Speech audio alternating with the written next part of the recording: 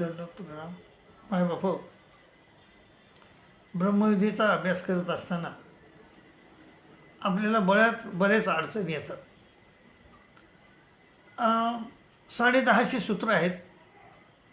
त्यातले बरेच सूत्र फार सोपे आहेत, पण काही सूत्र असे आहेत की आपल्याला कोड्यात पाडतात. आपल्याला सुधरत नाही, काय काय असं बाबा याचा अर्थ असं वाटते. साधे साधे असतात. बघा, आता एक सूत्र आहे काय, ते म्हणतात चंद्र सूर्यापासून आणव.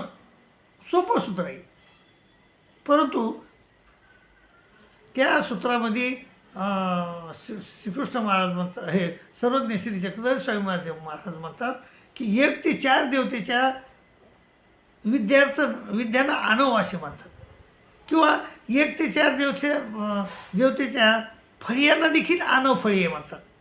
1 ते 4 देवतेच्या विद्यावंताला आणव विद्यावंत म्हणतात, आणि 1 ते 4 देवतेच्या विद्याला देखील आणव विद्या म्हणतात, किंवा 1 ते 4 देवतेला देखील आणव देवता म्हणतात. तर माय बाबा, तर हे जे 1 ते 4 देवता आहेत, 72 कोटी देवता आहेत, आणि त्या देवतेमध्ये सगळ्यात मोठी देवता आहे म्हणजे इंद्र चंद्र सूर्य महत्त्वाचे आहे, आणि तिथून खाली आणव सगळे आणव आहेत. बरोबर आहे. मग तर याचा अर्थ सर्वज्ञ म्हणतात की चंद्र सूर्यापासून आले, म्हणजे वरचे सगळे चंद्र सूर्य जे आहेत वरच्या देवता त्यांच्यापासून खालचे आणव आहेत. किती सोपं सूत्र आहे. आणि दुसरं एक सोपं सूत्र आहे, ते आपल्याला भुचकाळ्यात पडते नेहमी. ज्या ब्रह्मादिका इंद्रादिका अनात्मा आत्मप्रतीती, आणि ब्रह्मादिका आत्मा आत्मप्रतीती, हे असं दिलं आहे. आता इथं आत्मा म्हणजे मळ, आत्मा म्हणजे मळ, आणि अनात्मा म्हणजे जो मळ नाही तो, त्याला प्रतीचे परमाणू म्हणतात.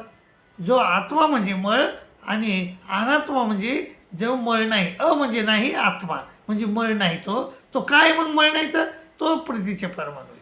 माय बाबा, 1 ते 4 देवतेच्या विद्यांना शिल्पविद्या म्हणतात, आणि 5 ते 9 स्थानीच्या देवतेच्या विद्यांना अप्रोक्ष किंवा स्थूळा विद्या म्हणतात. तर त्या शिल्पविद्या येतात.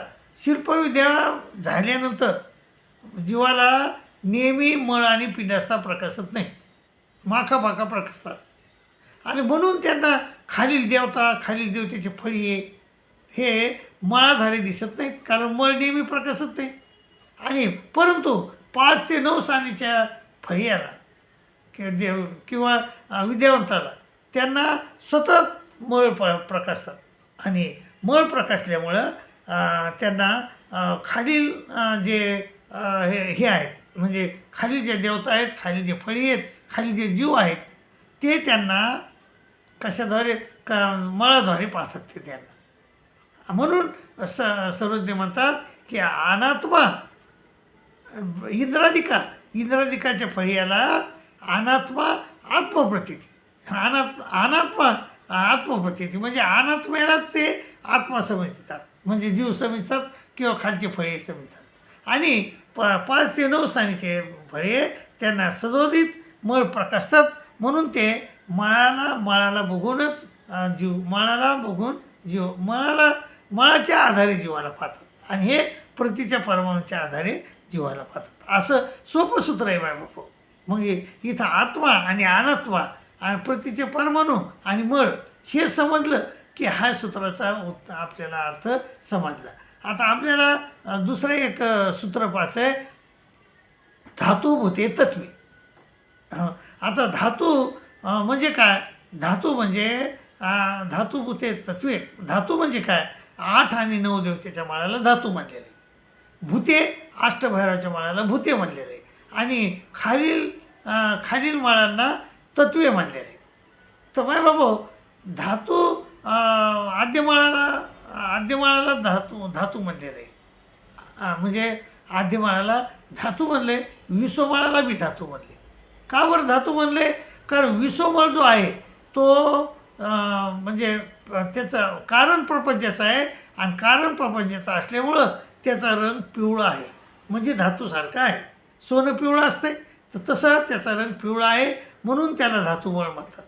आणि मायाचा मळ जो आहे तो मायाचा मळ म्हणजे एखादं भांडं समजा आपण तांब्याचं भांडं आहे, ते तांब्याचं भांडं जर पावसात ठेवलं तर त्याच्यावर डाग, हिरवे डाग येतात. तर डाग येतात म्हणजे तसं अनादीवर आलेला कलंक, कलंक म्हणजे डाग, अनादीवर आलेला कलंक म्हणजे आदिमळ आहे आणि त्यामुळं त्याला धातुमळ म्हटलेलं आहे मायबाबू. आणि खालचे जे मळ आहेत तर ते कोणचे मळ येतं, 1 ते 6 देवतेचे मळ, त्याला तत्वमळ म्हणतात. कारण अनेक भूत भागवतरी त्याला लागली म्हणून त्याला तत्वबळ म्हणतात.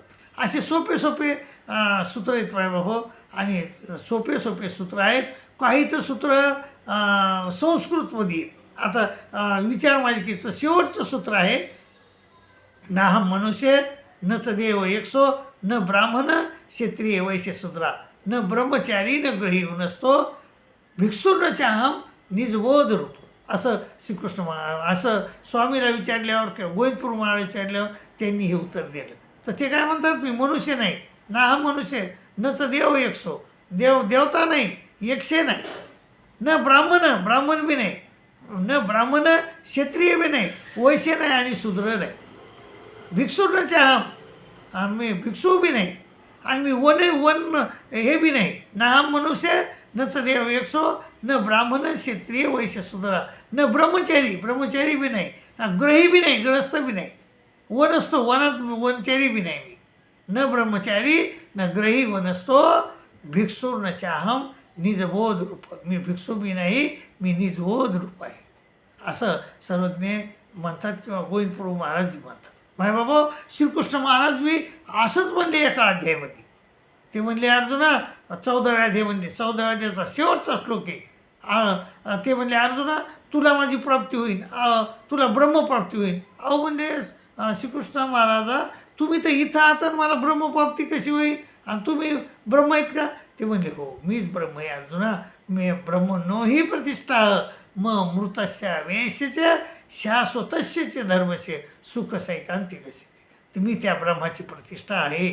म्हणून अर्जुना तुला आहे ना, तू मामच्या अविचारीने भक्तियोगेने सेवती, माझी अविचारी भक्ती कर आणि तू मग अविचारी भक्ती केल्यानं काय होईल, तू सगुणानं समतीत येतात ब्रह्मभूयाय करपती आणि तू ह्या तिगुणाच्या बाजूला जाऊन गुणातीत होशील आणि तुला माझी प्राप्ती होईल. तर मग अर्जुन म्हणला तुम्ही म्हणाले ब्रह्मप्राप्ती होईल, ब्रह्माची ते तिथं आहे तुम्ही इथे आहेत, मग कसं काय. ते म्हणले अर्जुना ब्रह्मनो ही प्रतिष्ठा, मीच त्या ब्रह्माची प्रतिष्ठा आहे. ब्रह्मनो ही प्रतिष्ठा मृतस्य वेश्यचे शाश्वतस्य धर्मसे सुख सैकांतिकस्य. माझ्या बाबा असे अनेक सूत्र आहेत. ते सूत्र आपण समजून घ्यायला पाहिजे आणि समजून तुम्हाला मी एक विचारधन नावाचं पुस्तक लिहून बी दिलं आहे, सोपे अर्थ करून दिलेत. जर नाही बी समजले माय बाबा तर मी तुमच्या सेवेत हजर आहे. केव्हा बी मला फोन करा, मी तुम्हाला समजून सांगेन. तर फोन कराल मला आणि तुम्ही अभ्यास कराल अशी मी अपेक्षा बाळगतो आणि तुमची रजा घेतो. दंडोत प्रणाम, दंडोत प्रणाम, दंडोत प्रणाम.